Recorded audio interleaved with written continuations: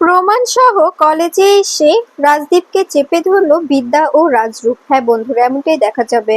বিস্তারিত জানতে ভিডিওটিতে লাইক দিয়ে চ্যানেলটি সাবস্ক্রাইব করে শুরু থেকে শেষ অবধি দেখতে থাকো। গল্পের শুরুতেই দেখা যাবে রাজরূপ বলতে থাকে, বিদ্যা তুমি চিন্তা করো না, আমি তোমার পাশে সবসময় থাকবো, তোমার পাশে আমি আছি এবং থাকবো, কখনো তোমার পাশ থেকে সরে দাঁড়াবো না।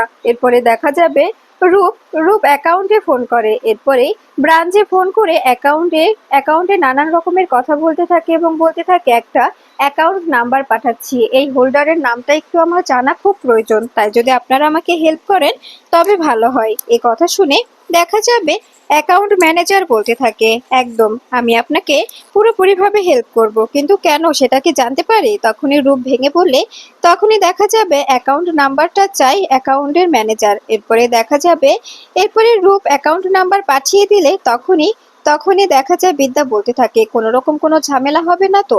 ঠিক তখনই সৃঞ্জয়ী ফোন করে আর বলতে থাকে, তুমি কোথায়? তোমাকে বারবার ফোন করছি, ফোন ধরছো না কেন? তখনই রূপ বলতে থাকে, আমি আমি একটা কাজে এসেছি, আমার অফিসিয়াল একটা কাজ পড়ে গেছে তাই। তখনই সৃঞ্জয়ী বলে, মিথ্যে বলছো, তুমি তুমি পুরোপুরি মিথ্যে বলছো, কারণ আমি তোমার অফিসেই বসে আছি, আমি তোমার অফিসে এই মুহূর্তে বসে আছি, তুমি অফিসে নেই। আর আর কি এমন ইম্পর্টেন্ট কাজ যার জন্য তুমি লাঞ্চ না করে এভাবে তাড়াহুড়ো করে বেরিয়ে গেলে? সত্যি করে বলো রূপ, কি হয়েছে?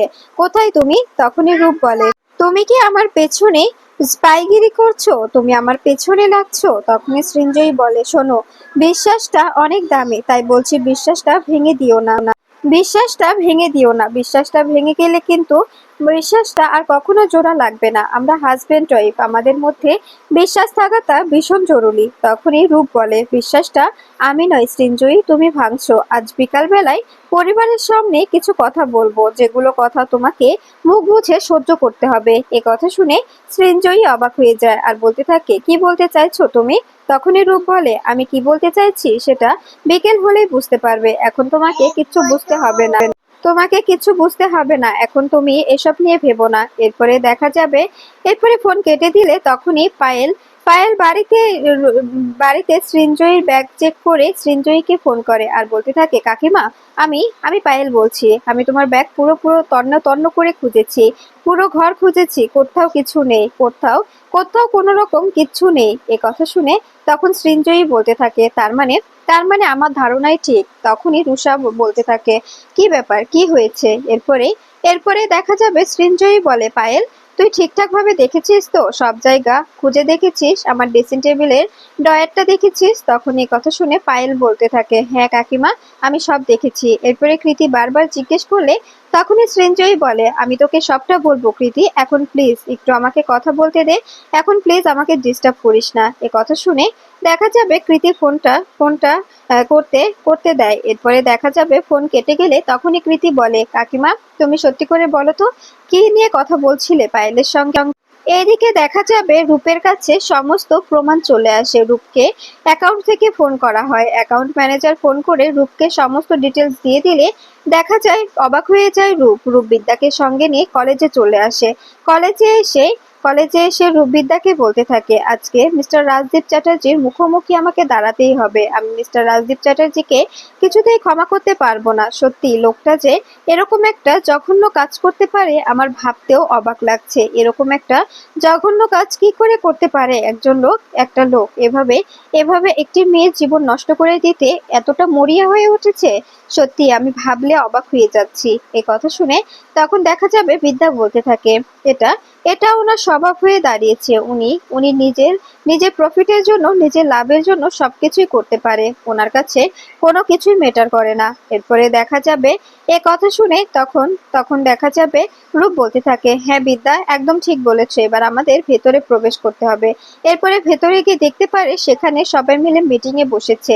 এটা দেখে অবাক হয়ে যায় রূপ। রূপ বলতে থাকে, কি দাদা, এখানে দেখছি ঘটা করে মিটিং করছো, যেগুলো যেগুলো করার কোনো প্রশ্নই আসে না, তোমার মতো লোকের সামনে আমার দাঁড়ানোর কোনো ইচ্ছে ছিল না। তখনই দেখা যায় এ কথা শুনে রাজদীপ বলতে থাকে, তবে কেন এসেছিস রূপ? এখানে আসার কারণটা কি জানতে পারি? এখানে কেন এসেছিস তুই? তখন এই কথা শুনে রূপ বলতে থাকে, আসতে তো হলোই, তাই না? আসার তো কারণ থাকতেই পারে, আসতে আসতে হয়েছে বলেই এসেছি। এই কথা শুনে তখন দেখা যাবে তখন দেখা যাবে বিদ্যা বিদ্যা গিয়ে প্রিন্সিপাল স্যারকে বলতে থাকে, এটা এখানে এখন আমাদের পারিবারিক কথা হবে, আপনারা প্লিজ যদি এর মাঝখানে কথা না বলেন তবে খুশি হব আমরা। এ কথা শুনে তখন প্রফেসর পিসি বলতে থাকে, তবে তবে ব্যাপারটা বাড়ির ব্যাপার, যেহেতু বাড়িতে মেটালে ভালো হতো প্রফেসর বিবি। এখানে এখানে মেটানোর তো কোনো কিছু নেই, তাই না? এখানে এসে কি মেটাতে চাইছেন আপনি? তখন এই কথা শুনে বিদ্যা বলতে থাকে, এখানেই মেটাতে হতো, কারণ ব্যাপারটা ব্যাপারটা এই যে এখান থেকে শুরু হয়েছে, তাই তো ব্যাপারটা এখান থেকে মেটাতে হবে, তাই না? এ কথা শুনে তখন প্রফেসর এস এম বলতে থাকে, প্রফেসর বিবি আপনি কিন্তু বাড়াবাড়ি করছেন, আপনি একদম বাড়াবাড়ি করছেন, এসব বাড়াবাড়ি করা আপনার ঠিক হচ্ছে না। তখনই দেখা যাবে এ কথা শুনে বিদ্যা বলতে থাকে, প্রফেসর এস এম আমি আমি আপনাকে সম্মান করছি, তাই আপনাকে আমি কোনো জন্য কোনো রকম কিছু বলছি না, এখনো সময় আছে, আমাদের ব্যাপারে কোনো রকম কোনো নাক গলাবেন না। আমি যদি মুখ খুলি তখন কিন্তু ব্যাপারটা ভালো হবে না, তখন আপনার ভালো লাগবে না আমার কথা বলবো। এ কথা শুনে প্রফেসর এস এম চুপ হয়ে যায়, আর কোনো কথা বলে না। এরপরে দেখা যাবে এ কথা শুনে তখন দেখা যাবে প্রিন্সিপাল স্যার চুপচাপ বসে থাকে। এরপরে প্রিন্সিপাল স্যার মনে মনে বলতে থাকে, সত্যি এখানে যে কি এখন হবে আমি বুঝতেই পারছি না। এরপরে বিদ্যাকে রাজদীপের সামনে দাঁড়ায় আর বলতে থাকে, আমি একটা কথা জিজ্ঞেস করতে আপনাকে এসেছি, কথাটা বললেই আমি এখান থেকে চলে যাব।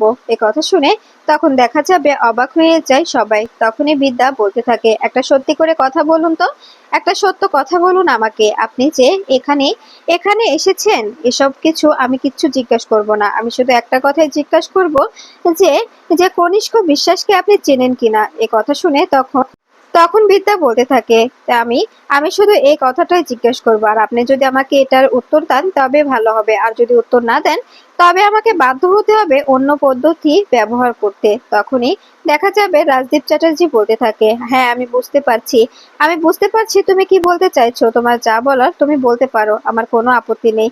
এরপরে দেখা যাবে বিদ্যা বলতে থাকে, কনিষ্ক বিশ্বাস, যার অ্যাকাউন্টে হোল্ডিং করার সময় আপনি ওকে পরিচিত করিয়ে দিয়েছিলেন অ্যাকাউন্ট ম্যানেজারের সঙ্গে, আর আপনি ওখানে নিয়ে গিয়েছিলেন ওনাকে, তাই না? তখন এই কথা শুনে রাজদীপ চ্যাটার্জি অবাক হয়ে যায়।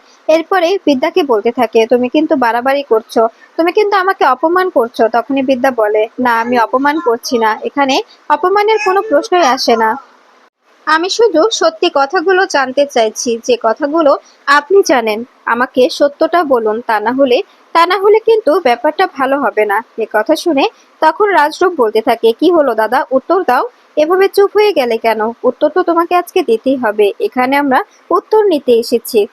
তুমি কনিষ্ক বিশ্বাসকে কি করে চেনো? কনিষ্ক বিশ্বাসের সঙ্গে তোমার সম্পর্কটা কি? কনিষ্ক বিশ্বাসের সঙ্গে সম্পর্কটা তোমার কি? এটা আজকে তোমাকে ক্লিয়ার করতেই হবে, আর যদি তুমি ক্লিয়ার না করো তবে আমরা এখান থেকে কোথাও যাচ্ছি না, কোথাও যাব না। এই কথা শুনে তখন রীত এসে বলতে থাকে, বিদ্যা তোমার এত বড় সাহস কি করে হয়, তুমি আমার বাড়িতে এসে আমার ড্যাডের সঙ্গে এরকম ব্যবহার করছো? তুমি আমার বাড়িতে এসে আমার ড্যাডের সঙ্গে এরকম কথা বলতে পারো না, তুমি আমার ড্যাডের সামনে এভাবে ব্যবহার করতে পারো না, তোমার কোনো রাইট নেই। এ কথা শুনে বিদ্যা বলতে থাকে, আমি কি করতে পারি কি করতে না পারি সেটা পুরোটাই আমার ডিসিশন, তোমাকে আমি কোনো রকম কোনো কৈফিয়ত দিতে পারবো না। তখনই দেখা যাবে এ কথা শুনে তখন রীত বলতে থাকে, বিদ্যা আমাদের সম্পর্কটা নষ্ট করে দিলে, এভাবে সম্পর্কটা ভেঙে দিলে। তখনই বিদ্যা বলে, সম্পর্কটা রাখতে চেয়েছিলাম, কিন্তু তুমি তুমি কাচের মতো টুকরো টুকরো করে ভেঙে ফেলে দিয়েছো। সেদিনই সম্পর্কটা ভেঙে গেছে, যেদিন তুমি আমার এই হাতটা ছেড়ে দিয়েছিলে, সেদিনই সম্পর্কটা একদম ভেঙে গেছে।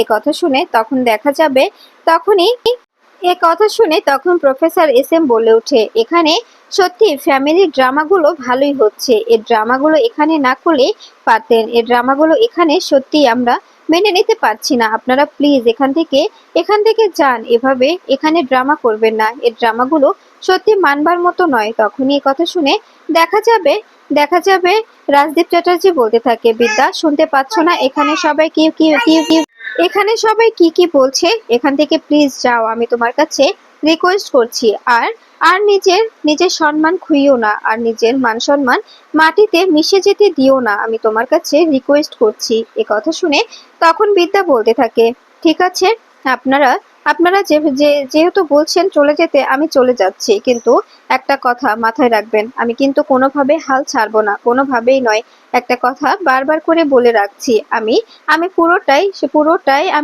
আমি সবকিছু একদম একদম ঠিকঠাক ভাবে বের করব। আমি সবার সামনে আমি এই সবকিছু আনবো। আপনারা যে কাজ করেছেন সমস্ত কিছু আপনাদেরকে কৈফিয়ত দিতে হবে। এরপরে হৃদ বলতে থাকে, আমি তোমার থেকে কিচ্ছু জানতে চাই না, কিচ্ছু না। তুমি তুমি কখনো আমার সামনে আসবে না, আমি তোমাকে বলে দিচ্ছি। আমি অন্যথা বিয়ে করব। আমি তোমাকে ছেড়ে আমি নতুন করে জীবন শুরু করব বিদ্যা, নতুন করে জীবন শুরু করব। আর তোমাকে কখনো আমি নিজের জীবনে চাই না, কখনো না। তুমি আর কখনো আমার জীবনে ফিরো না প্লিজ। আমি তোমাকে আমার জীবন থেকে বের করে দিচ্ছি। এ কথা শুনে তখন বিদ্যা বলতে থাকে, ঠিক আছে, আজকে আপনি নিজে বলছেন যে আপনি আমাকে আপনার জীবন থেকে বের করে দিচ্ছেন, কিন্তু একটা সময়ের পর আপনি নিজে আমাকে বলবেন যে আপনি আমাকে নিজের জীবনে চান, আপনি কখনো আমাকে নিজের জীবন থেকে বের করে দিতে চান না। এরপরে দেখা যাবে এ কথা শুনে এ কথা শুনে দেখা যাবে রাজদীপ চ্যাটার্জি বলতে থাকে, ও তাই? তুমি তুমি তুমি বলছো যে আমার ছেলে তোমাকে কখনো নিজের জীবন থেকে বের করে দেবে না, কিন্তু আমি বলছি আমার ছেলে তোমাকে অবশ্যই তার জীবন থেকে বের করে দেবে। কখনো তোমাকে নিজের জীবনে জায়গা দেবে না, কখনো না। তুমি কখনো আমার ছেলের জীবনে প্রায়োরিটি পাবে না। তখনই হৃদ বলতে থাকে, একদম একদম ঠিক বলেছে বাবা, তুমি এখান থেকে চলে যাও বিদ্যা, কখনো ফিরে এসো না, কখনো না। আমি কখনো তোমাকে নিজের জীবনে ফিরে পেতে চাই না। তখনই দেখা যাবে এ কথা শুনে এ কথা শুনে তখন বিদ্যা বলতে থাকে, ঠিক আছে, আমি আমি চলে যাচ্ছি। এরপরে দেখা যাবে এ কথা শুনে তখন রাজদীপ চ্যাটার্জি মনে মনে বলতে থাকে, এই মেয়েটা যদি চলে যায় তবে আমি অনেক খুশি হব। আমার ছেলের জীবন জীবন ধন্য হয়ে যাবে। কখন আমার ছেলে আর এই মেয়েটাকে নিয়ে ভাববে না। আমার ছেলে এই মেয়েটাকে নিয়ে সারাটা জীবন জীবন আর নিজেকে এভাবে এভাবে বন্দি করে রাখবে না। ও আমার ছেলেকে ছেড়ে দিলে আমার ছেলেও ভালো থাকবে। আমি চাই আমার ছেলে যেন ওর থেকে অনেকটা দূরে চলে যাক, অনেক দূরে। তখনই রূপ বলতে থাকে, রিত তুই ভালো করলি না, একটা সময়ের পর তোকে পস্তাতে হবে। আমি তোর কাকাই হয়ে তোকে বলছি, একটা সময় পর তুই নিজে কান্না করবি আর বলবি যে তুই যেটা করেছিস সেটা সেটা তোর করা একদম ঠিক হয়নি, একদম ঠিক হয়নি তোর। এই কথাটা তুই মাথায় রাখিস, আমি তোকে বলে দিলাম।